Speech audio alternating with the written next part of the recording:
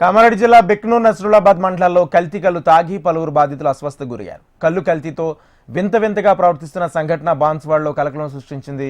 అంకోల్ దామారంచరంలో కళ్ళు దుకాణంలోని కళ్ళు సేవించిన 12 మంది అస్వస్థకు గురయ్యారు. అస్వస్థకు గురైన వారిని బాన్స్వాడ ఏరియా ఆసుపత్రికి తరలించి చికిత్స చేస్తున్నారు.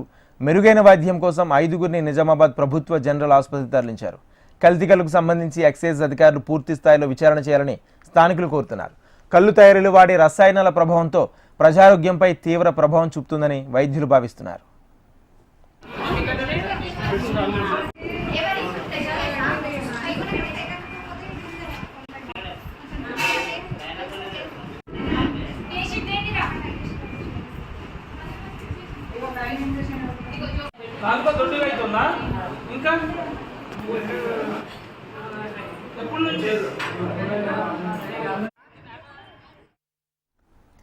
కామారెడ్డి జిల్లా బిక్నూర్ నస్రులాబాద్ మండలాల్లో కల్తీ కల్లు తాగి పలువురు బాధితులు అస్వస్థకు గురయ్యారు. కల్లు కల్తీతో వింతగా ప్రవర్తిస్తున్న సంఘటన బాన్స్వాడలో కలకలం సృష్టించింది.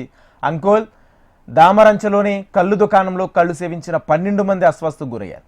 అస్వస్థకు గురైన వారిని బాన్స్వాడ ఏరియా ఆసుపత్రికి తరలించి చికిత్స చేస్తున్నారు. మెరుగైన వైద్యం కోసం 5గురిని నిజామాబాద్ ప్రభుత్వ జనరల్ ఆసుపత్రికి తరలించారు. కల్తీ కల్లుకు సంబంధించి ఎక్సైజ్ అధికారులు పూర్తి స్థాయిలో విచారణ చేయాలని స్థానికులు కోరుతున్నారు. కల్లు తయారీలో వాడే రసాయనాల ప్రభావంతో ప్రజారోగ్యంపై తీవ్ర ప్రభావం చూపుతుందని వైద్యులు భావిస్తున్నారు.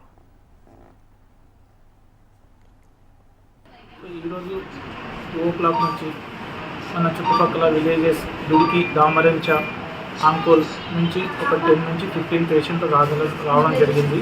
ఆ పేషెంట్లు సేమ్ సిమ్టమ్స్, స్లర్రింగ్ ఆఫ్ స్పీచ్ అంటే మాటలు సరిగా రాకపోవడము, నాలుక దొడ్డుగా అవ్వడము, మాటలు సరిగా మాట్లాడకపోవడము, స్టిఫ్నెస్ ఆఫ్ నెక్ అంటే మెడ సరిగా స్టిఫ్గా ఉండడము, దాంతోపాటు డ్రౌజీగా ఉండడము, ఆల్కహాల్ ఇంటాక్సికేషన్లో ఎవ్రీ పేషెంట్ ఆల్కహాల్ ఇంటాక్సికేషన్లో అయితే ఉన్నారు.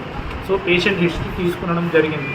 వాళ్ళు ఏమంటున్నారంటే ఈరోజు మార్నింగ్ సార్ నిన్న ఈవినింగ్ టైంలో మేము మా విలేజెస్లో కళ్ళు తీసుకున్నాం సార్, కళ్ళు తాగామని చెప్తున్నారు. ఆ తప్ప ఇంకా వేరేది ఏం తినలేదు సార్, మేము అవుట్ సైడ్ కూడా వెళ్ళలేదు సార్ అని చెప్తున్నారు.